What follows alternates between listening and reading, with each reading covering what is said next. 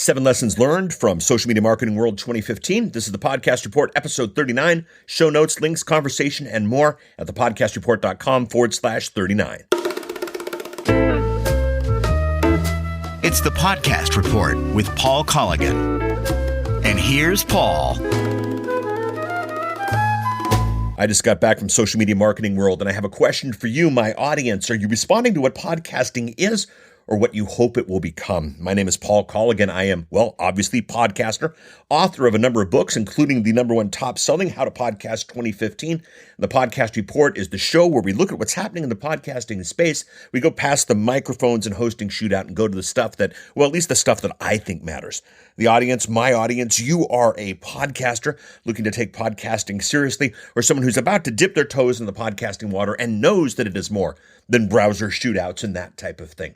This is not a massive play. You'll never see this on the top 10 podcast list anywhere, but it's a deep one. It's my passion. Welcome to the Podcast Report. Now, a number of you I know are listening to this for the first time because we met at Social Media Marketing World 2015 in San Diego, California. What an event. What a great time. For those of you straight podcasters that I met, welcome. Thanks for listening to the show.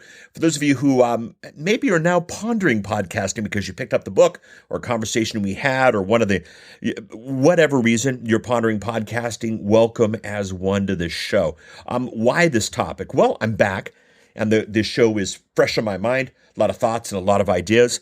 I will be honest with you. The results, what I learned, what I saw wasn't entirely what I expected this show. Some things happened. Some things are going on that I kind of knew, but, I want to speak to them. We need to learn from these events. When a bunch of podcasters get together and spend some time and spend some cash to figure out what's next, that's always good. And then the other thing is, I'm in podcasting for the long term, and I know you are too. So as a result, figuring out our next steps based on what happens is really, really important.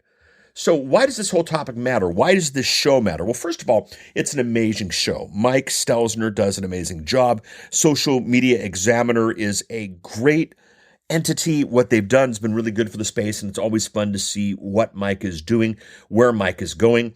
It's an important show in terms of numbers attended and money spent. The ticket price, close to $1,000 to attend, let alone the price of the hotel, let alone the price of getting to San Diego. Everyone there is invested in social media marketing, and that's always good. I mean, I've enjoyed the hobbyist events. I've enjoyed the enthusiast events, but I want to go to a place where people are invested in the process, and you get that at Mike's events. And then the attendees are great. Really good indicator. The people that are there doing well. Podcasting is an industry. Social media marketing is an industry. We had an event. That's why this matters. So 7 things that I learned. Number 1, not necessarily specifically about podcasting, but funny enough with last week's episode. And if you didn't catch the podcastreport.com/38, go ahead and catch that. YouTube Live versus Hangouts, that whole thing is as messy as I thought. If you know me, I've done some work in the YouTube space and the live streaming space, and I've always felt that the YouTube Hangouts thing was messy. Well, I didn't have permission to share who I spoke with and what I spoke about, so I won't here, but it is as messy as I thought it was. It was as messy as it feels. It's as messy as probably you feel it was. If you are looking to make any sort of long-term investment in this space, be careful. It's changing a lot.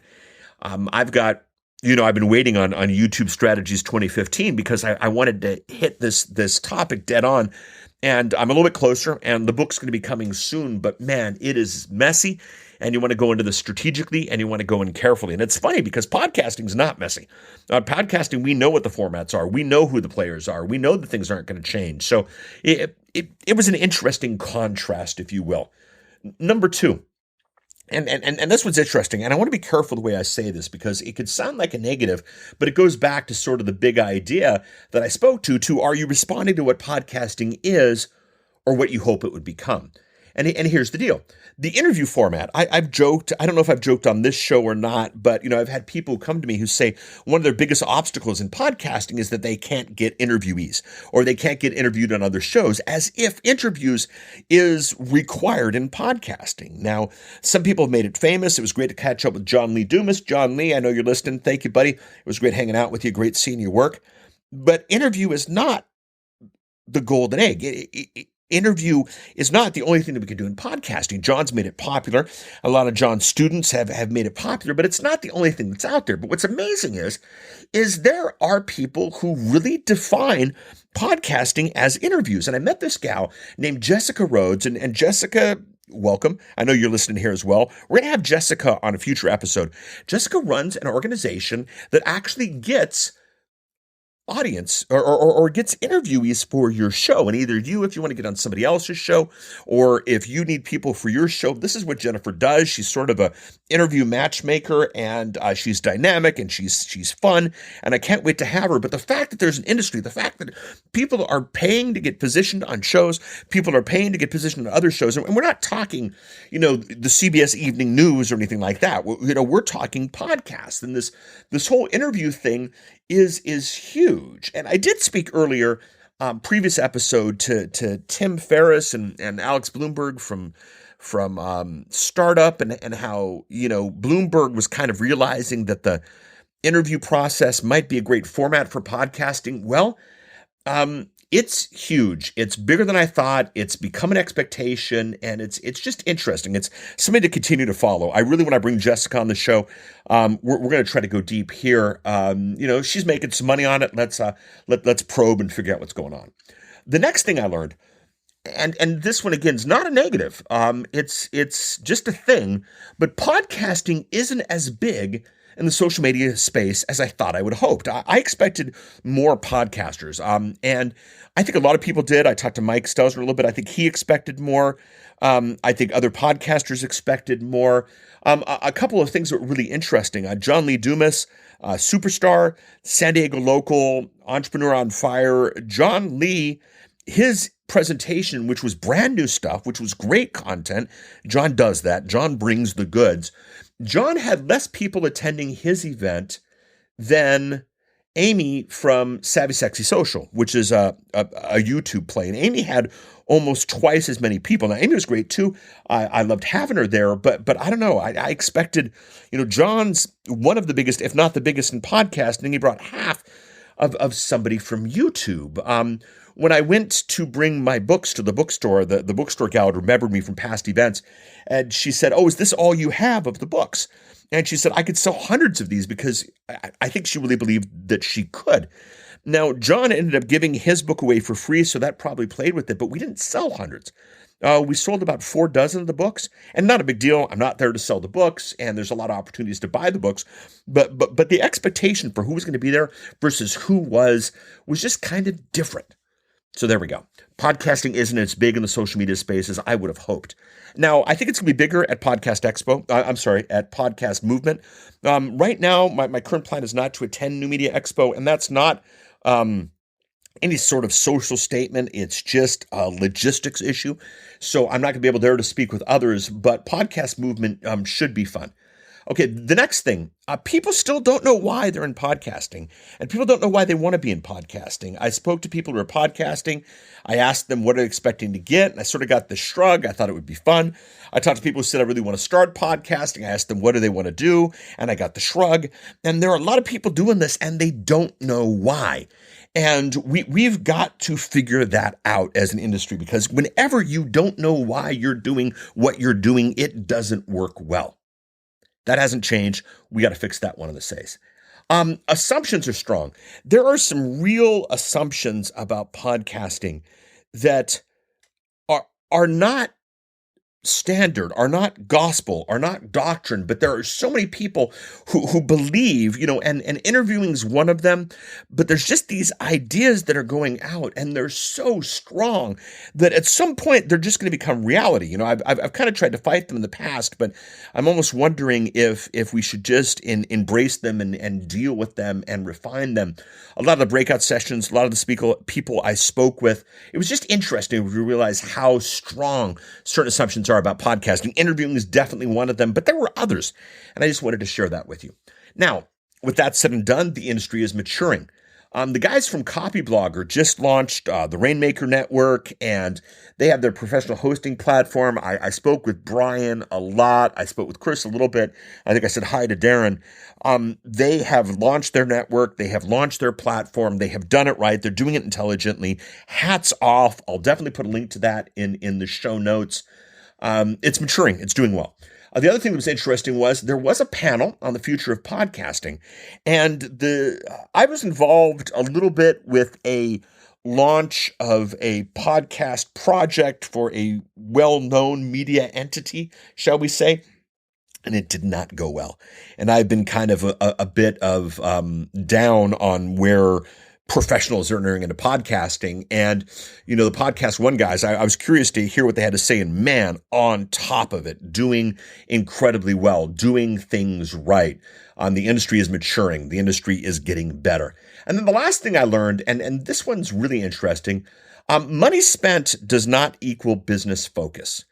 And I think this is one trained for me. Just because somebody spends a lot of money on a microphone, or somebody spends a lot of money on a training program, or somebody spends a lot of money, doesn't necessarily mean that they're in it for the business reasons. They're in it for focus. One of the things that was most interesting was I spoke with a lot of people who had attended Podcast Movement, which I did not attend last year.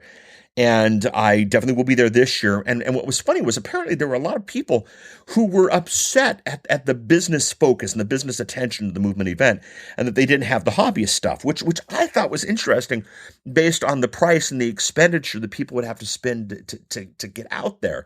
So the podcast movement, interesting. And then some participants, there were a number of people who were just kind of podcasting for the heck of it, for the fun of it. And I love enthusiasts, and I love people who want to do that kind of thing. I always say the best marinara sauce in the world is made by some grandma somewhere for her family of like 14. But when I want a good pasta dish, I'm glad there are restaurants who are willing to do it for pay.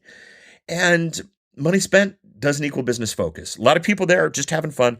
A lot of people there just having a good time. And that was interesting. That was eye-opening for me. So again, what I learned really quickly, the YouTube Hangouts thing is as messy as I thought. The interview as format is bigger than I thought. Podcasting isn't the big social media space that I would have hoped. People don't know why they're podcasting. There's still some really, really strong assumptions. The industry is maturing, but money spent does not equal business focus. So what am I doing? Well, a couple of things I'm doing. There's things in my own business which we'll hit on other episodes, but I'm really taking this to Podcast Movement. I'm really using this to kind of focus what I'm going to do with my presentation at Podcast Movement. I sketched a lot of ideas, had a lot of fun.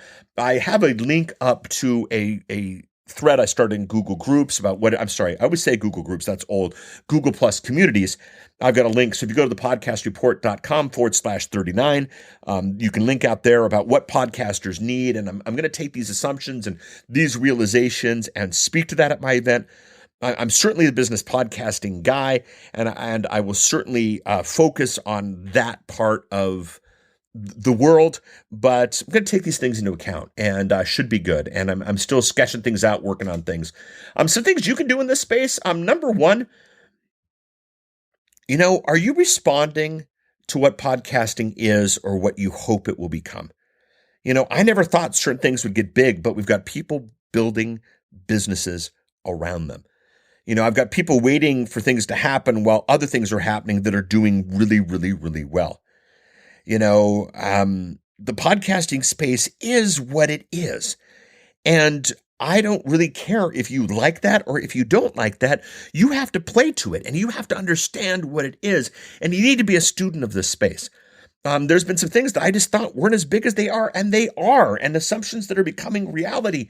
And so are you working with what podcasting is or what you hope podcasting will become? Know why.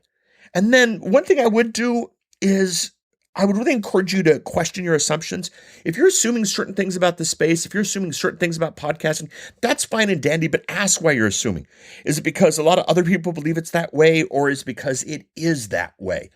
And then finally, I really encourage, please submit to my thread about the biggest need for podcasters, because I think this is a dialogue that will begin. I mean, who knows? Maybe it is an international directory of people to interview for your podcast or that type of thing. But things you can do. Respond to what it is. Ask yourself, are you responding to what podcasting is or what it is you hope it will become? Question your assumptions, not just the monetization ones. Why do you assume certain things about podcasting? Where does that come from? Is that healthy? Is that a good space? And then finally, do submit to my thread about the biggest thing podcasters need, because I would love to do what I can to maybe do some connections. So that's this episode of the Podcast Report. Thank you so much. Social, we are at thepodcastreport.com/Twitter, thepodcastreport.com/Facebook, thepodcastreport.com/ all the old, familiar suspects. If you'd like to get my mind map for today's episode, go ahead and text hashtag EP39 to the show hotline at 503-897-1290. The three links I have out at today's episode, if you go to thepodcastreport.com/39, that'll take you there. The three links I have is the link to the new book, Doing Well, fun. We're getting some great reviews. So far, only 5-star reviews, which is a lot of fun. Number 2, a link to the thread of the biggest thing that podcasters need. I would love you to submit to that. And then I've got a link to the Copy Blogger Podcast Network, because what they're doing is really, really, really nice, very cool. If you've not yet subscribed to the Podcast Report, please do so. Podcasting's power is in the ability to subscribe, the ability to click a button, get a new episode every time it comes out. Right now, my subscribers, this episode's coming out a little bit later today. They know to expect me. They know it's coming. Spam doesn't get in the way, and you can have the same thing. Subscribe to the show. We are at thepodcastreport.com/iTunes if you're using one of those iOS devices, /Stitcher if you're in that world, or maybe in the car, /Pocket Cast seems to be a very popular one for the Android community, /TuneIn, /Spreaker, /iHeartRadio, /Overcast. We are there. We are at all of those places. If you want to email me, it's thepodcastreport@outlook.com. If you want a review, love one at iTunes or Stitcher. That's it. I've spoken enough. Thank you so much. Talk to you next week. Bye.